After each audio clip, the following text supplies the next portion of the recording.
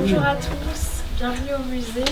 Alors aujourd'hui, on a l'honneur d'accueillir Monsieur Philippe Grandcoin, que je remercie beaucoup d'avoir accepté notre invitation. Donc Philippe Grandcoin est historien, écrivain, donc il est historien spécialiste du 19e, 20e. Il a écrit beaucoup d'ouvrages historiques et en 2018, il a commencé à écrire une série policière historique dont le héros s'appelle Hippolyte Salvignac et il est détective amateur et surtout antiquaire. Et donc, Monsieur Grandcoin, vous allez nous parler de vos romans et comment l'histoire, la grande histoire avec un grand H, vous inspire pour écrire vos romans historiques et notamment cette période de la belle époque du début du XXe où la police se modernise et où Célestin Aignan notamment crée les Brigades du Tigre et la direction de la police judiciaire à Paris en 1913. Voilà, donc encore une fois, merci beaucoup Monsieur Grandcoin d'avoir accepté notre invitation et bonne conférence. Si je vous rappelle quand même que vous pouvez acheter les ouvrages de Monsieur Grandcoin grâce à la librairie Marouani qui est ici présente avec nous ce soir.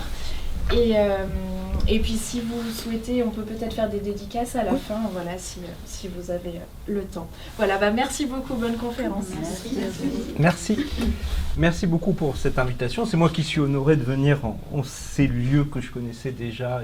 J'aime beaucoup ce musée. Alors, bon, c'est toujours un peu difficile de parler de soi, de son œuvre. Donc, je me suis proposé aussi d'axer un petit peu cette conférence sur qu'est-ce qui fait que justement les Brigades du Tigre peuvent être un objet d'inspiration romanesque, d'inspiration fictionnelle. Alors je ne suis pas le premier à l'avoir fait, hein. Il y a la fameuse série policière des Brigades du Tigre qui a commencé en 1974. Je pense que je vais en parler un petit peu parce que je trouve qu'elle est très très intéressante. Alors je ne dis pas qu'elle m'a inspiré, mais je pense qu'il y a des ressorts en fait qu'on retrouve. Alors, pourquoi s'inspirer justement de ce temps, de ce moment des Brigades du Tigre?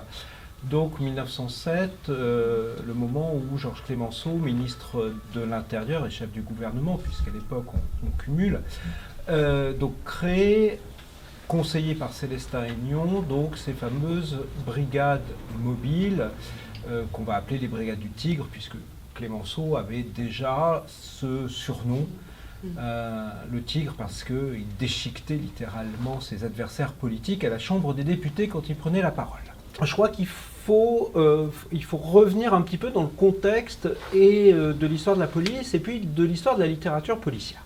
Si vous réfléchissez un peu à ce qu'est la littérature policière d'avant, soit qui a été écrite avant, soit qui utilise des personnages avant ces années 1900, vous vous rendez compte que ce qui est intéressant, notamment dans le personnage de l'enquêteur, ce sont des qualités qui sont des qualités humaines, qui sont le flair, l'intuition, un certain sens de l'observation, voire la connaissance du milieu dans lequel il évolue.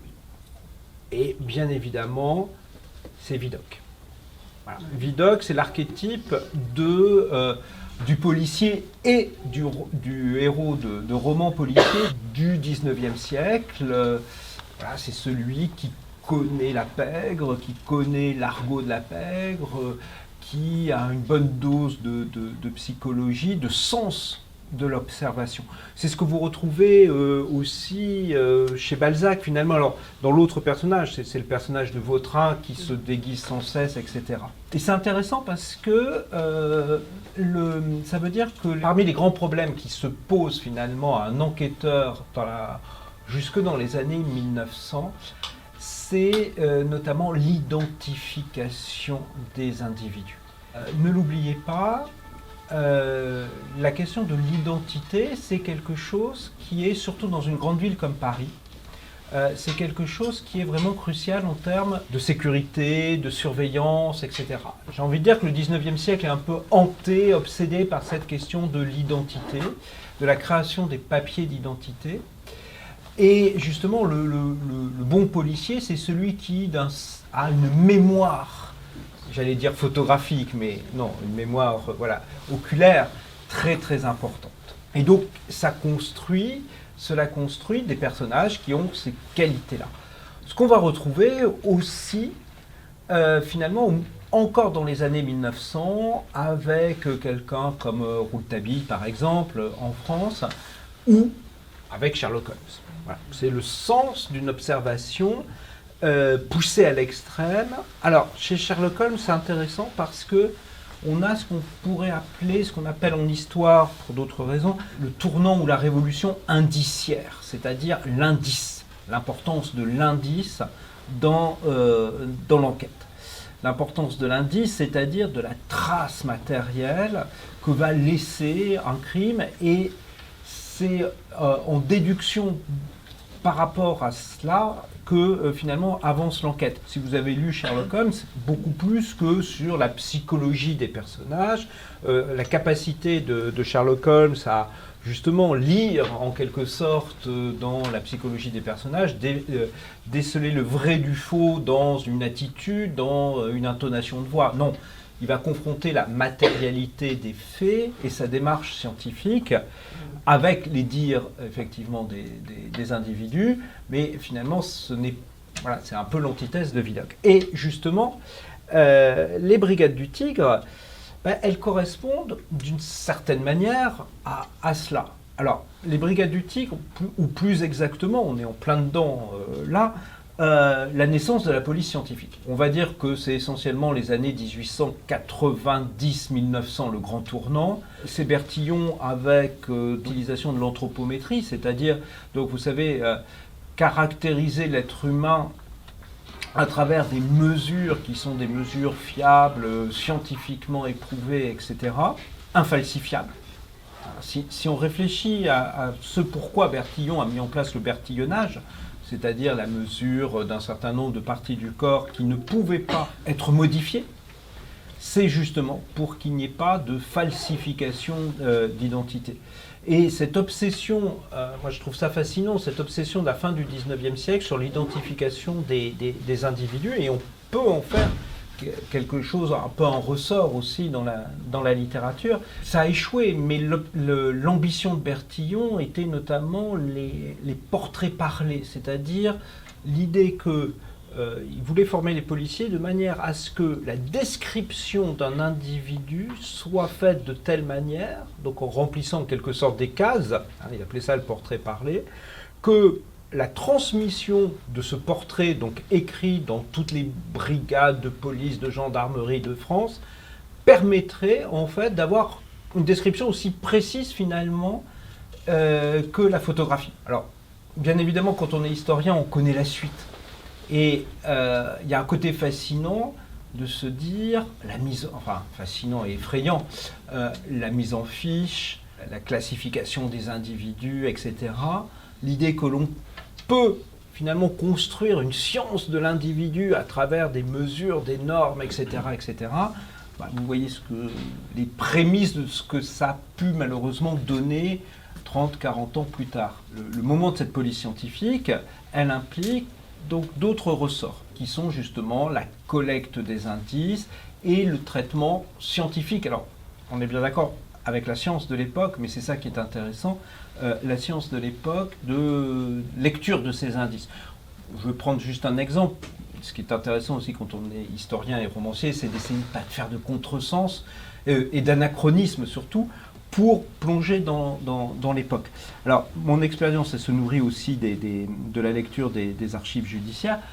Dans les années 1900, on fait difficilement la différence entre du sang humain et du sang d'animal, par exemple. Moi, j'ai vu, alors c'est au fin fond des campagnes, mais j'ai vu une femme tenter de se disculper en expliquant que sa cuisine inondée de sang, parce qu'elle avait assassiné son mari, elle avait simplement tué un lapin. Alors on a fait monter à Paris les analyses qui n'ont pas été, les échantillons qui n'ont pas été capables de distinguer le sang du lapin, de dire si c'était du sang humain ou du sang de lapin. Donc vous voyez, c'est intéressant cette ambition, parce que c'est vraiment une ambition scientifique, mais qui se heurte encore aux réalités de l'époque.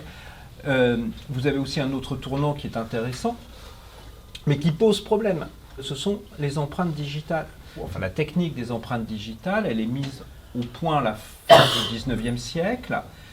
Ce qui est intéressant, c'est qu'elle est mise au point au départ dans un contexte colonial. Ce sont les Hollandais qui la mettent au point, notamment pour identifier les populations de leur colonie des Indes hollandaises, donc l'Indonésie actuelle, et puis elle arrive ensuite en Europe.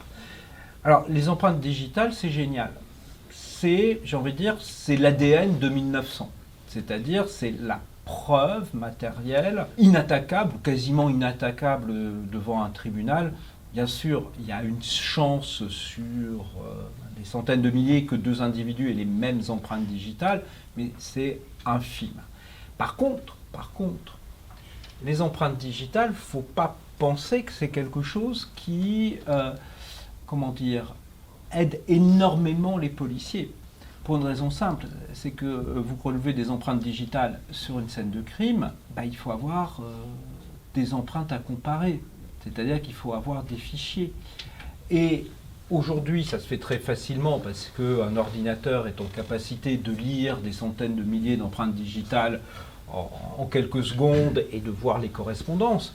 Imaginez à la fin du 19e, au début du 20e siècle. C'est quasiment impossible. Donc l'empreinte digitale corrobore finalement des doutes, des suspicions, quelqu'un qui va être arrêté et dont on va prendre des empreintes digitales et que l'on va comparer avec celles retrouvées sur la scène du crime. Donc tout ça pour dire que au moment des Brigades du Tigre, vous avez ce souhait, cette volonté de rationaliser et d'appliquer la science donc à la police. Et ce que je trouve extraordinaire, c'est pour ça que ça m'intéresse comme moment, il y a deux choses. Clémenceau l'avait dit au moment où il crée les Brigades du Tigre, il dit la police doit passer de l'âge de la préhistoire à la modernité. Je crois qu'il a employé le terme de préhistoire pour désigner la police de l'époque. Donc c'est vraiment une révolution. Et ces moments de rupture, de révolution, ils sont intéressants à étudier et à mettre en scène dans un roman parce que justement on voit tous les enjeux qui se déroulent, ça crée des phénomènes de rupture entre l'ancien et le nouveau. Ça, c'est un point. Il y a un autre point aussi qui est important et qui est intéressant, c'est que je trouve que par ce biais de la police scientifique et des Brigades du Tigre, on rentre de plein pied dans une modernité qui est pas exactement la nôtre, mais qui est quasiment la nôtre jusqu'aux années 1980. C'est-à-dire tant que l'informatique puis l'ADN n'a pas révolutionné. Pour moi, il y a une nouvelle révolution de la police scientifique qui intervient depuis 20, 30, 40 ans avec cela. Mais finalement, à part peut-être un tout petit peu les analyses médicales, la toxicologie, justement l'analyse du sang, etc., grosso modo entre 1900 et 1980, la balistique ne fait pas de progrès ou quasi. Enfin, c'est des progrès mineurs. Les méthodes sont en place, si vous voulez, mais il n'y a pas de révolution scientifique qui permettrait de faire un saut en avant. Donc, pourquoi c'est intéressant ? Parce que, outre la rupture, il y a aussi l'effet de continuité. Alors, qu'est-ce que j'appelle l'effet de continuité ? Bon, moi, je suis historien, je suis aussi romancier. J'aime beaucoup la Belle Époque, les années 1900, parce que quand vous écrivez, quand vous parlez, quand vous dites avion, quand vous dites automobile, quand vous dites téléphone, ça parle aux gens. Ce que je veux dire, on est dans un univers qui est largement commun avec le nôtre, même si, bien évidemment, l'objet lui-même a évolué, a changé, etc. Donc, c'est intéressant sur un plan romanesque parce que vous pouvez montrer aux gens, aux lecteurs, qu'on évolue dans un monde qui leur est familier, voilà, par les techniques, etc., les objets qui y sont, mais totalement différents. C'est ce que je vous expliquais, par exemple, pour l'empreinte digitale. On l'a, mais qu'est-ce qu'on en fait ? Même chose pour le téléphone. Chouette, on a le téléphone. Oui, mais peu de gens ont le téléphone.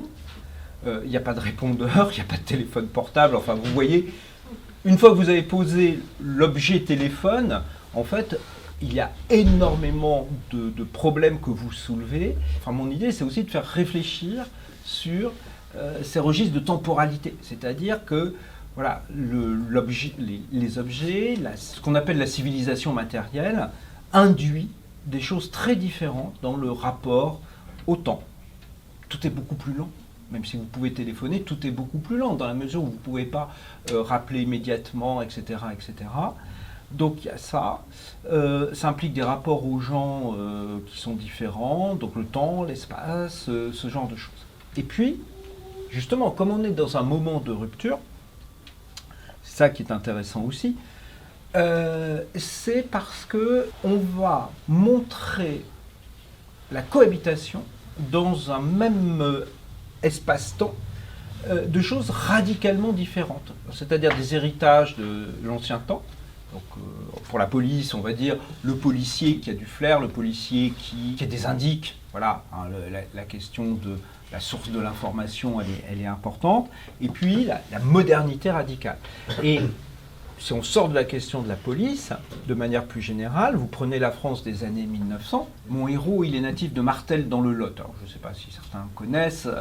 Il est fils d'une notaire de Martel. Et j'aime à dire que quand il va à Martel, non seulement il voyage dans l'espace, mais il voyage dans le temps. Parce que, bien évidemment, à Martel, les automobiles, on les regarde passer avec étonnement. Le téléphone, quasiment personne ne l'a, etc. Et cette France a plusieurs vitesses, hein. À ce moment-là, je trouve ça extrêmement intéressant à étudier. Ce que j'aime beaucoup dans ce contexte donc, de naissance des Brigades du Tigre, c'est également les changements qui s'opèrent, et les Brigades du Tigre en sont la réponse en quelque sorte à cela. Ce sont les changements qui s'opèrent dans les formes de délinquance et de criminalité. Et ça questionne aussi de manière, je trouve, très intéressante sur un plan et historique et romanesque, la question de la modernité. Alors, je vais prendre quelques exemples. La première chose, c'est que on a une société qui est beaucoup plus mobile, hein, où les gens voyagent plus, le train, un petit peu l'automobile, mais beaucoup le train. Et le système policier français de l'époque est un système extrêmement territorialisé. C'est-à-dire que vous avez la sûreté parisienne, alors, qui n'est qu'à Paris, qui est une police d'État qui est à Paris et la banlieue, mais comme Paris, vous savez, c'est la fameuse loi PLM, Paris, Lyon, Marseille. Il n'y a pas de maire de Paris jusqu'en 1977, voilà. Et c'est la préfecture de police, donc le ministère de l'Intérieur, qui gère la police parisienne. Ailleurs en province, qu'est-ce que vous avez ? Vous avez les brigades de gendarmerie, avec des compétences territoriales très localisées, puisque la règle, c'est, disons, une brigade ou demi-brigade de gendarmerie par canton. Et puis, vous avez les polices municipales. Polices municipales dans les grandes villes, enfin, dans beaucoup de villes, qui sont strictement municipales, c'est-à-dire avec des fonctionnaires municipaux. Alors, petit à petit, on a commencé à nommer les commissaires nationalement, mais qui sont des polices municipales. Et on a commencé à la fin du 19e siècle à grignoter un tout petit peu ce dispositif. Alors d'abord Marseille puis Lyon ont eu une police nationale. Il faut attendre en fait Vichy pour que les polices municipales des grandes villes et villes moyennes deviennent une police nationale. Et effectivement, ça rejoint ce que je vous disais tout à l'heure à propos de la figure de Vidocq, c'est que si on réfléchit aussi à cela, c'est que le bon policier n'est pas un policier qui voyage. Ce qui fait la force du bon policier, c'est qu'il connaît particulièrement bien son terrain. Si vous voulez, la police au XIXe siècle est à l'image, en quelque sorte, de ce qu'est encore aujourd'hui en partie la gendarmerie. Hein, on aime dire que la gendarmerie, elle connaît son terrain, elle est enracinée, elle est immergée dans la population, ce que ne serait pas au moins la police nationale. D'où aussi les discussions autour d'une police de proximité. Et ça, c'est un autre débat. Sauf que, bien sûr, il y a une délinquance qui reste toujours une délinquance locale, entre les vols de poules, enfin tout ce que vous voulez, mais ou même des choses beaucoup plus graves, et où finalement la bonne connaissance d'un milieu local, enfin de la société locale, porte ses fruits. Pour vous donner un exemple, c'est un peu sordide, mais j'ai travaillé sur les affaires d'infanticide, pas très réjouissant. Et sur l'incendie, parce que c'était un crime qui était très durement réprimé à l'époque. Et dans les deux cas, je vous jure que, alors c'est peut-être pas à 100%, mais à 80%, ça commence toujours par un rapport de gendarmerie, la rumeur publique nous ayant averti que. Et bien évidemment, on va voir, et effectivement, on trouve le cadavre d'un nourrisson, où on commence à dire, bah oui, une telle, elle était grosse, comme on disait à l'époque, et du jour au lendemain, voilà. Bien. Où on se rend compte que l'incendie qu'on pouvait penser accidentel est la résultante d'un règlement de compte, d'une vengeance, etc., etc. Alors, c'est extrêmement intéressant si vous voulez faire un roman policier qui est enraciné dans un territoire unique, bien connu par le personnage, etc. Les brigades mobiles, comme leur nom l'indique, c'est qu'elles sont mobiles. Alors, c'est une police nationale qui a compétence en moyenne, puisqu'il y en a 12 quand elles sont créées en 1907, sur 7 départements, à peu près 6-7 départements. Alors, on a une fausse idée des brigades mobiles parce qu'on les imagine très mobiles au sens des déplacements. Alors, j'y reviendrai peut-être un peu après, c'est pas vrai au départ.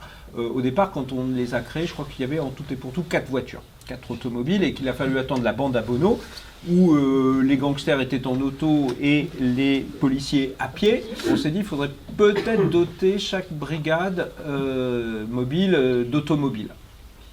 Et là, elles sont devenues vraiment mobiles. Donc, ça permet justement, cette existence des brigades mobiles élargit considérablement votre champ, enfin le champ d'action des policiers. Et vous en avez un exemple magnifique. Alors, même s'il n'est pas, lui, policier des brigades mobiles, mais finalement, les Maigret de Simenon sont le reflet de ça, d'une certaine manière. Alors, je sais bien que Simenon triche un peu, en ce sens que M. Maigret va passer des vacances au bord de la mer et en Vendée, et il y a un meurtre et il va s'en emparer.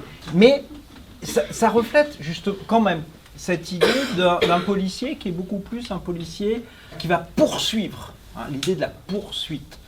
Ce qui était très difficile, voire impossible avant. Il n'y avait qu'une seule police nationale, c'était la police des chemins de fer, qui avait une compétence nationale. Et d'ailleurs, Célestin Aignan vient de là, et c'est cette première police moderne qui a été créée dans les années 1850, justement liée avec la question de la mobilité des déplacements. Donc, une compétence élargie géographiquement qui correspond aussi à des formes de crimes qui sont peut-être un petit peu nouveaux. Alors, il y a plusieurs choses. La première, c'est que vous voyez apparaître à la toute fin du 19e et au début du 20e siècle des formes de crimes organisés qui jusque-là n'existaient pas ou très peu. Les trafics, mais il y en a finalement assez peu parce que la prostitution est légale. Je vous rappelle, jusqu'à la loi de Marthe-Richard à la Libération, donc ce qu'on appelle la traite des Blanches, et ce que Albert Londres a magnifiquement documenté, vous savez, dans sa route de Buenos Aires. Bon, il y a des crimes collatéraux, hein, c'est casque d'or, ce sont les règlements de compte entre souteneurs, mais la traite des Blanches ou la prostitution n'est pas illégale. Vous avez aussi, c'est la même chose du trafic de drogue. Alors, les drogues commencent à pas mal circuler à l'époque. C'est un peu un angle mort hein, de l'histoire de la criminalité. Il y a peu d'interdictions, mais il faut bien dire les choses, c'est que en fait, cela, ça va être corrélé avec ce qu'on appelle le banditisme. Parce que bien évidemment, prostitution, drogue sont des marchés qui vont être captés par du banditisme, et souvent du banditisme organisé, à une échelle large qui peut être nationale, voire international. Et souvent ce banditisme, même s'il a des activités qui sont entre guillemets légales, comme la prostitution, il a aussi plein d'activités illégales, notamment les cambriolages, les attaques à main armée, sans compter tout ce qui est les règlements de compte entre individus ou entre gangs. Et là, on a besoin d'une police qui est beaucoup plus efficace, qui a cette compétence élargie. Ce qui est intéressant aussi, alors ça c'est un corollaire, c'est pas du tout la conséquence de la création des brigades du Tigre, mais c'est le moment où on commence à voir se développer une coopération entre différentes polices nationales, où des avis de recherche des signalements sont diffusés à l'échelle de l'Europe, des pays voisins de la France, etc. Et ça, c'est possible aussi parce qu'il y a aussi une autre révolution à peu près en même temps, qui est la révolution, on va dire, des communications. À la fin du 19e siècle, alors il y a des historiens qui l'ont très bien expliqué, on rentre dans ce qu'on a appelé la première mondialisation. On a tendance à l'oublier, mais il y a une première mondialisation qui est des années 1880-1900.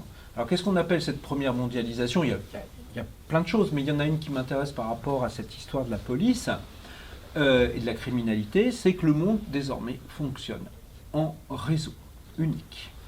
Vous avez des câbles télégraphiques qui sillonnent le monde entier, les grands câbles interocéaniques, etc., etc. Les Anglais là-dessus ont été très forts. Ils avaient construit un câble télégraphique qui faisait le tour du monde en passant toujours par des territoires sous contrôle de sa gracieuse majesté. Voilà, on peut. L'Australie, la Nouvelle-Zélande, etc., etc. Vous avez un réseau ferroviaire qui est à peu près interconnecté dans, on va dire, au moins le monde occidental, bien sûr, pas ou quasiment pas l'Afrique, un peu l'Asie.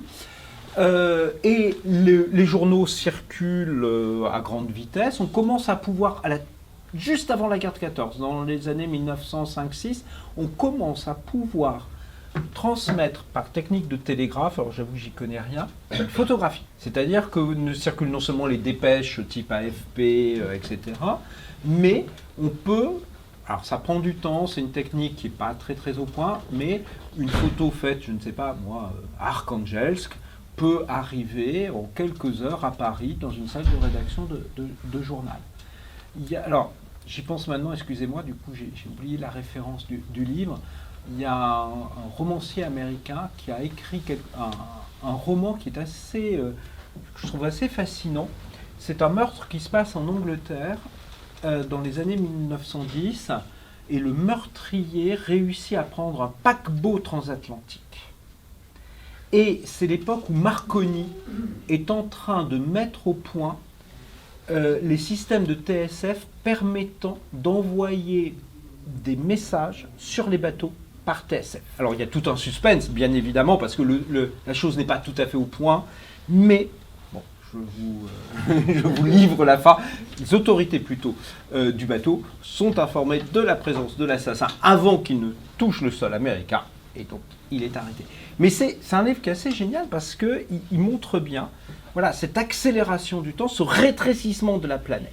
Alors, bien sûr, on est loin, là, on est bien d'accord, des brigades du Tigre, mais d'une certaine manière, c'est passé la même chose en France, à plus petite échelle, mais quand vous passez de gendarmes qui patrouillent à pied ou à cheval et dont leurs compétences s'arrêtent aux frontières de leur canton, à des brigades de police qui ont compétence sur plusieurs départements, voire les débuts d'une police nationale, vous comprenez qu'il y a un changement d'échelle, qu'il y a une accélération du temps qui est, pour un romancier, pour un écrivain, quelque chose qui est extrêmement intéressant. Vous commencez à avoir des figures de banditisme aussi qui sont intéressantes parce que là aussi, ça nous évoque des choses que l'on connaît. Je vais prendre un exemple historique que vous avez un peu étudié. Alors, c'est un tout petit peu après, c'est au début des années 1920, ça se passe à Limoges.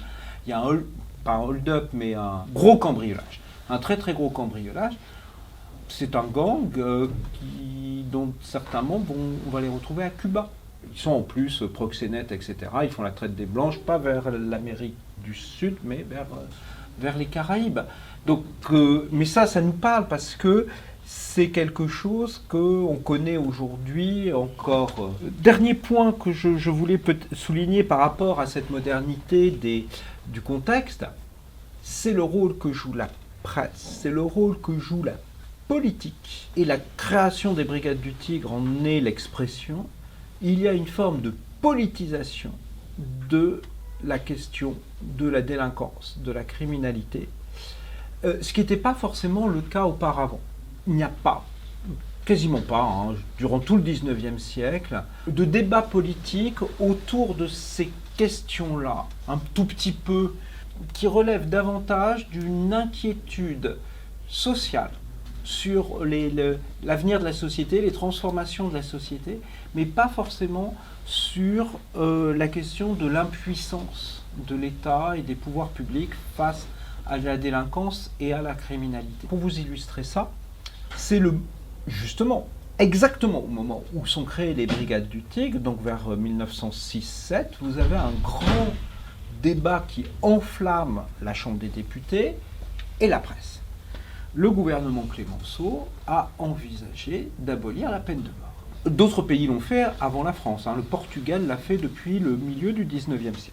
Et donc, le gouvernement prépare son projet de loi. Il est défendu par Briand, qui est garde des Sceaux à ce moment-là. Et ça va échouer. Et ça va échouer, notamment, alors que le gouvernement Clemenceau est un des plus stables qui soit. Il va durer 3 ans, ce qui est quasiment un record pour la Troisième République avant 1914.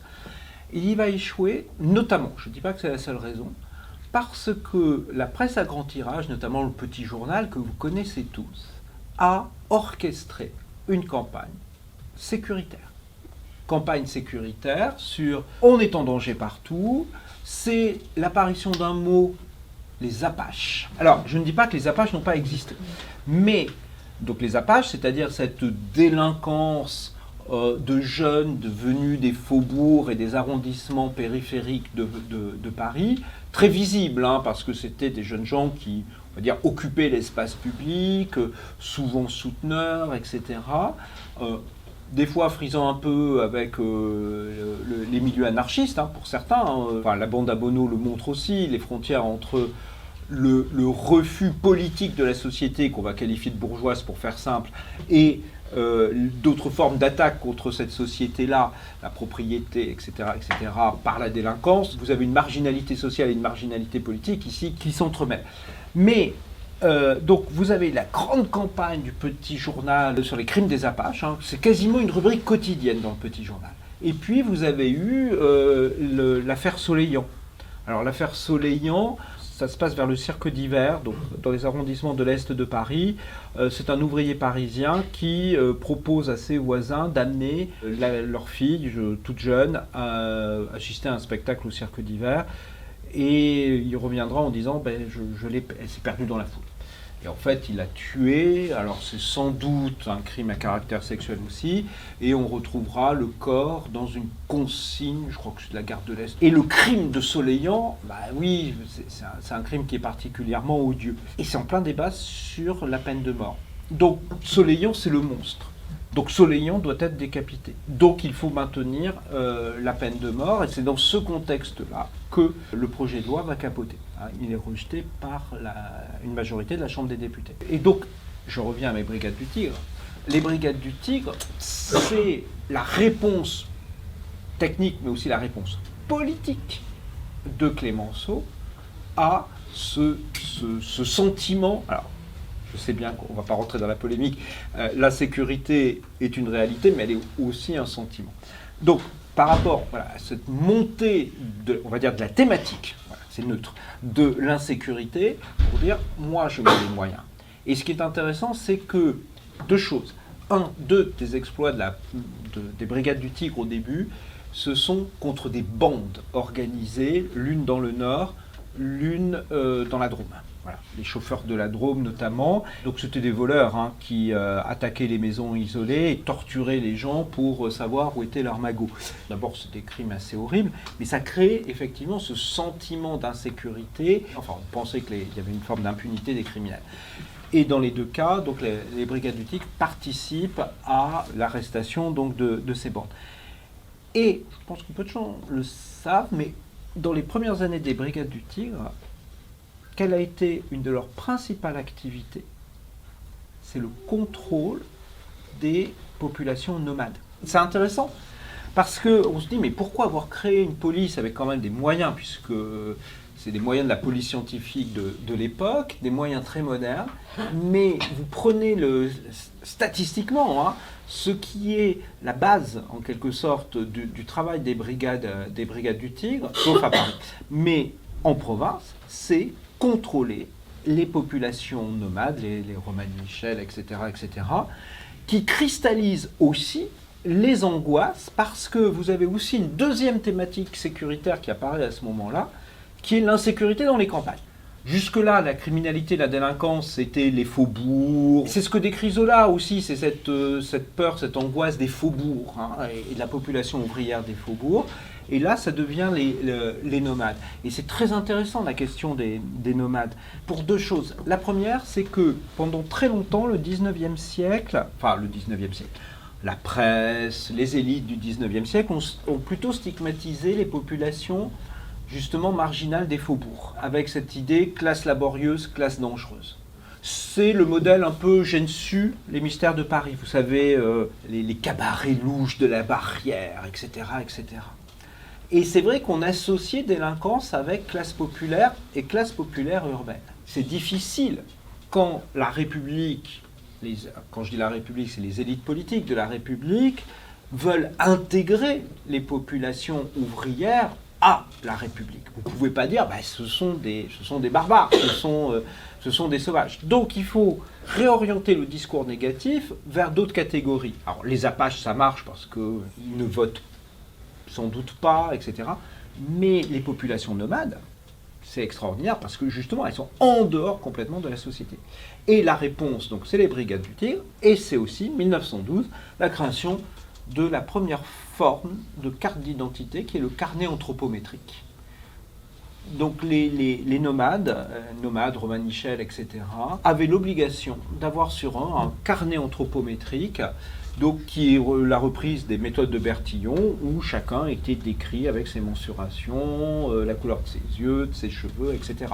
Et qui est l'ancêtre de la carte d'identité qui, elle, apparaît en 1917 pour les populations étrangères. Donc c'est intéressant, vous voyez aussi, de parler de ce moment-là des Brigades du Tigre, parce que, oui, on rentre dans des problématiques qui sont des problématiques aussi contemporaines. C'est-à-dire, l'enquête policière n'est pas simplement la résolution d'un crime, etc.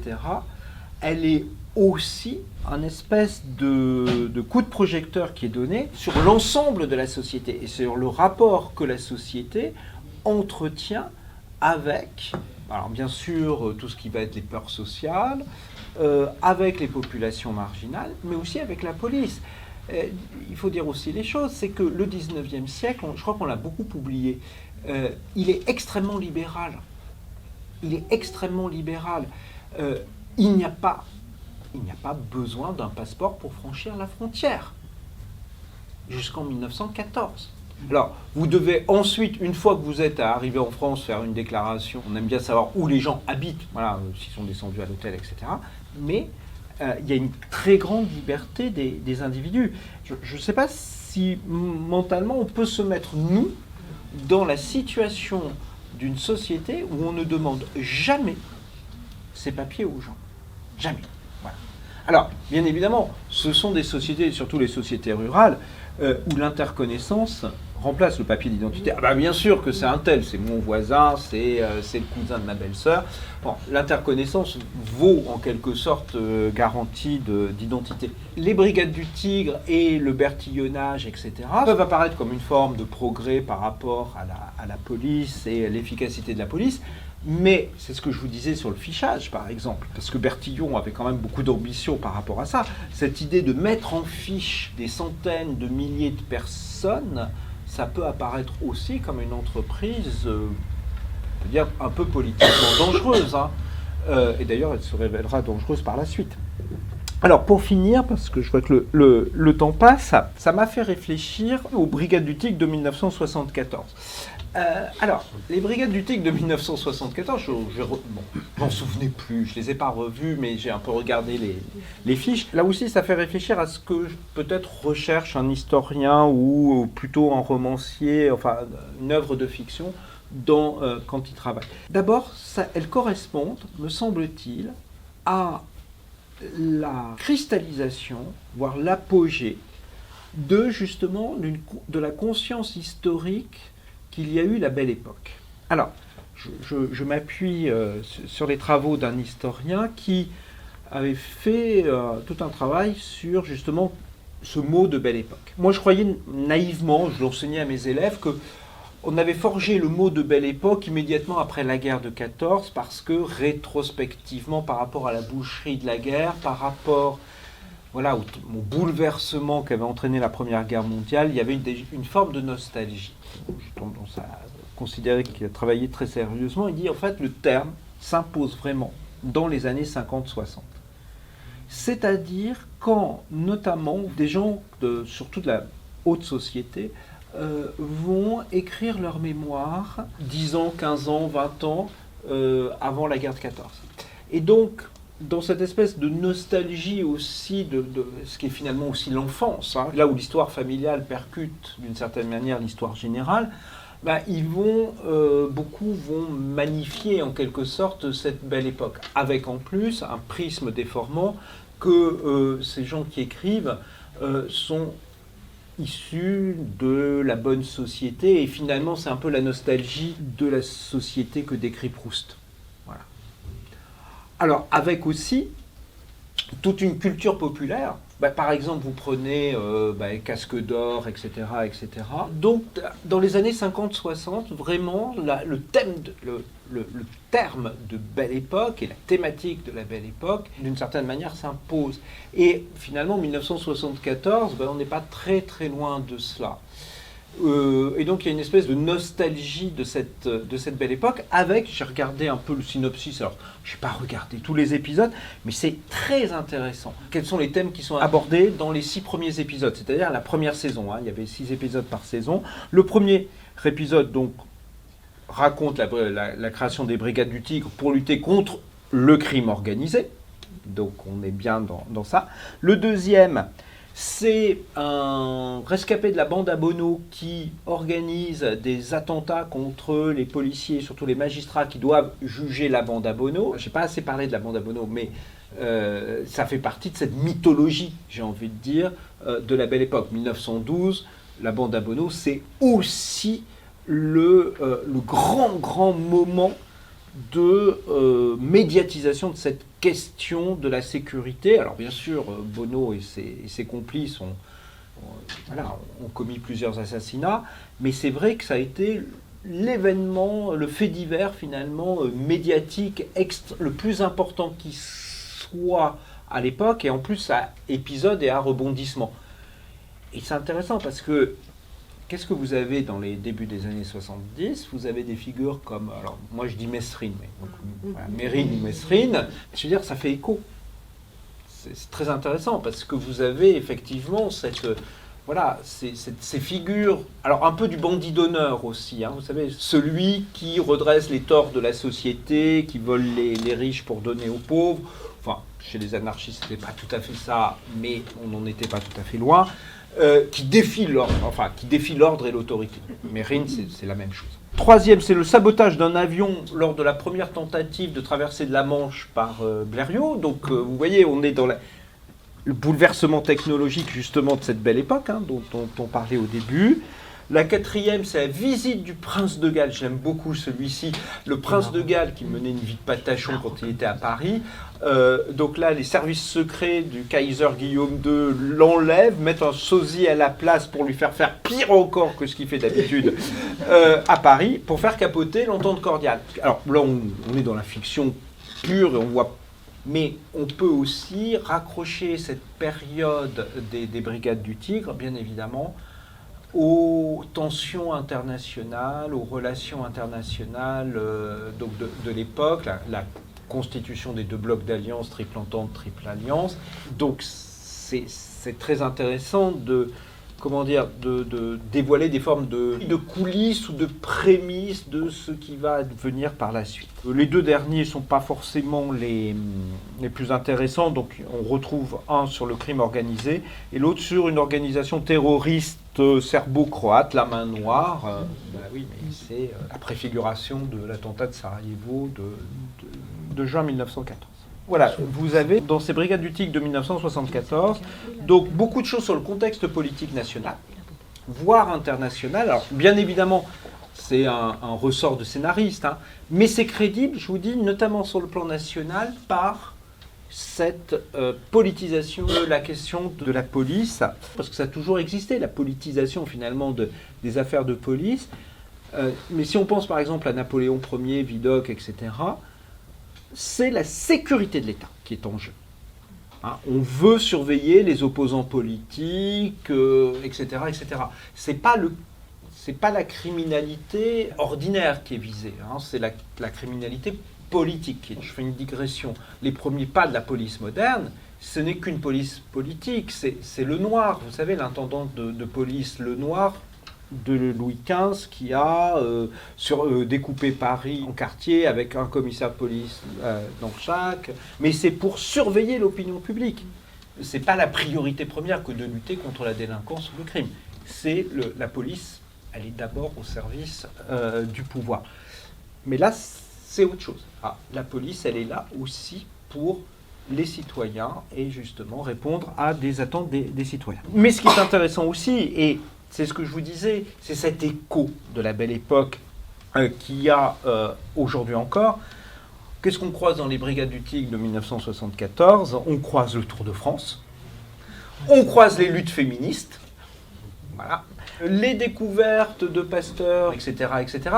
Donc, vous voyez, c'est ça aussi qui est, je trouve, intéressant dans soit le roman historique, soit la série télévisée, c'est que, en fait, il faut que ça parle à ceux qui les lisent ou qui les regardent, donc il faut que ça fasse écho. Puis alors, je me suis posé la question, c'est une question d'introspection aussi. Pourquoi 1974, finalement, pour ces Brigades du Tigre ? Alors, je vais peut-être tirer un peu loin, mais je me demande, est-ce qu'en 1974, enfin au début des années 70, on ne rentre pas dans une nouvelle crise de la modernité ?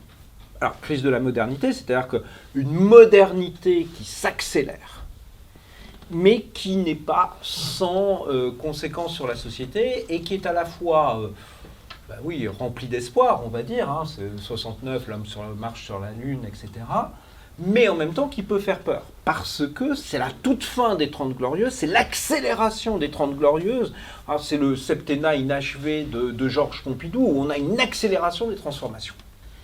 Alors, c'est à la fois formidable, mais il faut se remettre dans la tête ce qu'étaient les années 60, 50, 60 en France. On est dans l'après-68. Ça peut aussi faire peur. C'est aussi un monde qui disparaît. C'est le monde des campagnes traditionnelles qui disparaît, etc., etc. Et donc, est-ce qu'il n'y a pas finalement, quand on fait de la série historique ou du roman historique, finalement aussi un moyen un peu de se rassurer sur le temps d'aujourd'hui, ou du moins de s'évader des préoccupations et des angoisses du temps d'aujourd'hui.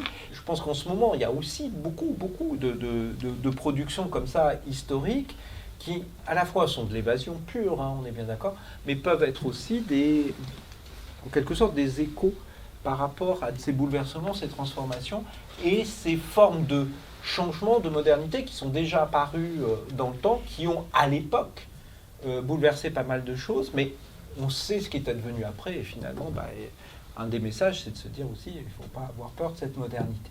Je vous remercie. Merci.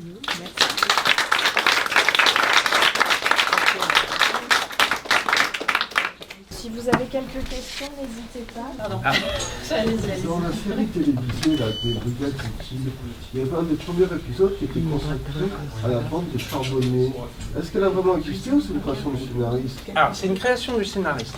C'est une création du scénariste, mais qui, justement, s'inspire donc de ces bandes qui existent au début du XXe siècle. Ce que je vous disais, il y a eu les chauffeurs de la Drôme, il y a eu les bandits d'Hazebrouck, etc. Bon, il y a eu la bande d'Abono. Mais cette idée de la bande, c'est quelque chose qui est très très présent médiatiquement à l'époque. Donc je pense qu'effectivement, voilà, ils s'en sont inspirés. Les bandes organisées, ça fait partie, j'ai envie de dire, presque des figures récurrentes, voilà, de la délinquance et de la criminalité. Alors, pour deux raisons. La première, c'est juste une question de justice. C'est-à-dire que le vol en bande est une circonstance aggravante. Hein, au XIXe siècle, il y a 3 circonstances aggravantes, armées, nuitamment en bande organisée. Donc la justice, moi je l'ai vu, c'était justement mon mémoire de maîtrise, faisait tout pour dire, voilà, là c'est une bande. Même si c'est 3 gars qui se sont rencontrés dans un cabaret, qui se sont dit, tiens, on va aller piller le père François à côté, il vient de vendre sa vache, Si 6 mois après, ils ont la même idée avec un autre, ça constitue une bande organisée. Donc, je pense qu'ils ont joué sur ce registre-là, sur ce motif-là. Et il y a effectivement des bandes, mais elles sont très très peu... c'est ultra minoritaire. Les Doc avait déjà affronté le chauffeur du Nord. Voilà, mais c'est exactement ça. C'est-à-dire, vous avez les chauffeurs du Nord, donc c'est au moment en fait du directoire, les chauffeurs du Nord, c'est-à-dire que vous avez quand même un moment de délitement de l'État après la terreur, et donc vous aviez des bandes de gens qui allaient rançonner les riches fermiers d'Île-de-France. Alors là aussi, on dit que c'est une bande, mais c'est plutôt un phénomène récurrent. Et si j'ai bien compris, mais les choses ne sont pas forcément toujours claires, il y avait apparemment aussi des visites domiciliaires le soir autour de la question des biens nationaux. C'est-à-dire que c'était aussi un moyen de faire pression sur des gens qui avaient acheté des biens nationaux. La terreur était terminée, etc. Donc, fallait revendre, quoi. Voilà. Il y a eu ça aussi. Le banditisme, c'est vrai. Ça commence, je pense que ça commence Mandrin Cartouche. Et c'est très médiatisé parce que les médias de l'époque, ce qu'on appelle, vous savez, les canards sanglants, ces feuilles volantes, souvent avec une romance.